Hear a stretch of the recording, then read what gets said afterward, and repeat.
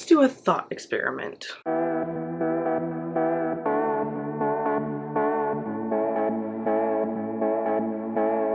Hello everyone and welcome back to Friendeavor. Today we're going to try something new.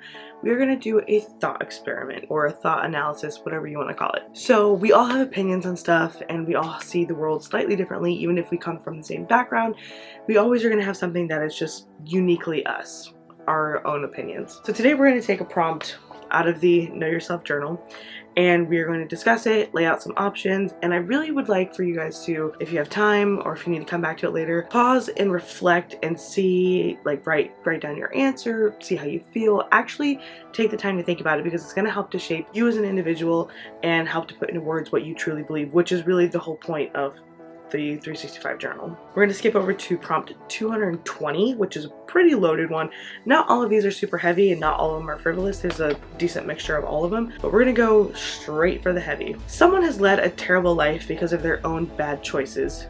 Do you help them? So there's several schools of thought here. First of all, you have to think of what level would you be helping them to? What are the actual choices they made? Have you tried to help them before? Have they asked you for help? Have they pushed away your help? What resources have they rejected in the beginning? Does that matter to you if they rejected those resources? All of these questions that I am posing, you can pause and write down or whatever. Just create a thought map of what you think, how you believe in this matter. To be honest with you, I sometimes struggle with compassion. Not compassion for someone who's, you know, had hard knocks or whatever, but I struggle with compassion for people who know what's right and who have actively chosen to walk away from that or live an alternative lifestyle from what they know to be true. I don't care if that is how they're raised or just whatever they do that is now a negative impact in their life or causing a negative impact in their family's lives. I just struggle with compassion on that. It's something I work on, but even writing these prompts for this book, it really made me stop to think, what do I believe? What do I think? How would I respond? So the first thing is, to what level would I be helping them? Is it someone who is strung out on drugs that needs a place to live, that's homeless? Man, I don't even know.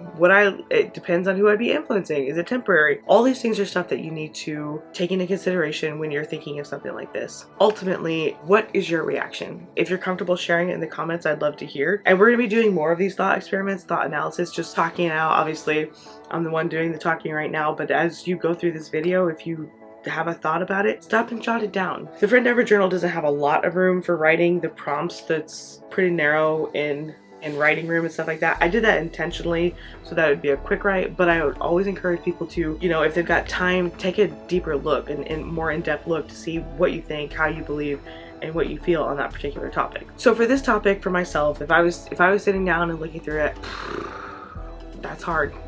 That's hard. My immediate natural gut reaction would be, no, you did this to yourself. Therefore, you have to live with the consequences. The part of me that's trying to become a better person, a better Christian, the constant journey of self-development is telling me you should be willing to help people no matter their circumstances. So it's like this balance of what you believe versus what you want to become. I've heard this thing that said your immediate thought and a reaction to anything is what you are naturally inclined to believe.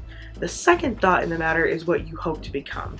So if you have a thought immediately and you actually kind of make yourself like grossed out by your immediate thought because you're like, ew, man, why, that's really harsh, why did I think that way? If you have a follow-up thought that's more positive, even acknowledging the fact that your original thought was not great or whatever overall, then the second thought helps you to prove that you are becoming a better person, and whatever your steps you're taking, getting to know yourself better, more prayer, more devotion, more meditation, whatever, is going to help you in the long run be a better person. So ultimately, while this is a very tough question to answer and it's not going to be the same for every single person, there are people who would literally give you the shirt off their back if it meant that you would be living a better life than you currently are. It's not necessarily wrong, it's not necessarily right. But if you're interested in getting one of these journals, this is not just a journal promo video. I really want to do these thought experiments with you guys, but the link is in the description, Amazon, and on the website, frendevor.net. So check it out. A lot of cool things on the horizon, just a little life update. I'm graduating with my master's degree, graduation party tonight. Woo! Very grateful to my family for throwing this, and then my brother's getting married in the next couple weeks. A bunch of families coming into town. It's just, summer is here and it's gonna be awesome. So I will be seeing you every Saturday, taking you along for the journey, giving you life updates as they come up. It really means a lot to me if you would subscribe. We are trucking along to our goal of 100. Liking this video if you like the content. If you're interested in more of these thought experiments, please thumbs up, and we're going to be doing them probably once a month. Friendship is a journey. It's an endeavor. I'll see you next time on Friendeavor.